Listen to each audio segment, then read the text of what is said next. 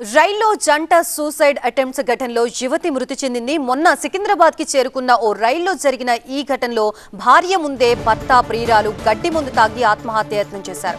గాంధీ హాస్పిటల్లో చికిత్స పొందుతూ ప్రియురాలు మృతి చెందింది. హాస్పిటల్కి తరలించే ముందు వాళ్ళిద్దరూ బతకాలని తాపత్రయపడింది భార్య. సికింద్రాబాద్ రైల్లో జంట సూసైడ్ ఘటనపై మృతురాలు నీలవేణి కుటుంబ సభ్యులు తీవ్ర ఆవేదన వ్యక్తం చేశారు. తమ అమ్మాయిని శిరీష్ ట్రాప్ చేసి తీసుకెళ్లాడని చెప్పారు. మా అమ్మాయి మృతికి కారణమైన శిరీష్ ని వదలొద్దని డిమాండ్ చేస్తున్నారు. ఈ ఘటనపై మరింత సమాచారం మా ప్రిన్సిపల్ కరెస్పాండెంట్ ప్రణీత అందిస్తారు.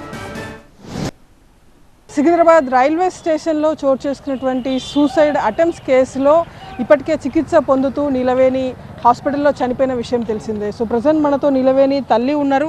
ఏం జరిగిందమ్మా? ఎందుకు ఆత్మహత్యాయత్నం చేసింది మీ అమ్మాయి? అంటే ఒక అతను తీసుకెళ్ళిపోయారు. నెల రోజులు అయ్యింది. ఎక్కడ ఉన్నావంటే ఫోను లేదు, ఏమీ లేదు. ఆ తర్వాత నెల తర్వాత ఫోన్ చేసింది, ఎక్కడ ఉన్నావో వచ్చి అమ్మ మా ఇంటికి అనేసుకొని అన్నాము. అంటే అలా ఆవిడ వెళ్ళింది.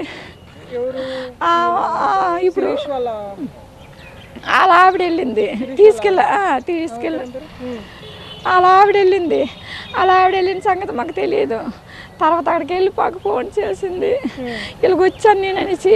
ఆమె వెళ్ళావు కానీ తప్పు అయిపోయింది కానీ మీ ఇంటికి నీ భర్తకి తీసుకెళ్ళిపో, మా పిల్లకి మా ఇంటికి పంపించి అమ్మ జాగ్రత్తగా తెచ్చి అమ్మ అని అన్నాము. అదే విధంగా ఆ పిల్ల తెచ్చేసింది. ఇక్కడ దిగాక ఏడు జరిగిందో మాకు తెలియదమ్మా. అంతవరకే తెలుసు. పెళ్ళయిందా నీలవేణికి? నీలవేణికి ఇద్దరు కొడుకులమ్మా. ఒక కొడుకు 18 సంవత్సరాలు, ఒక కొడుక్కి 17 సంవత్సరాలు.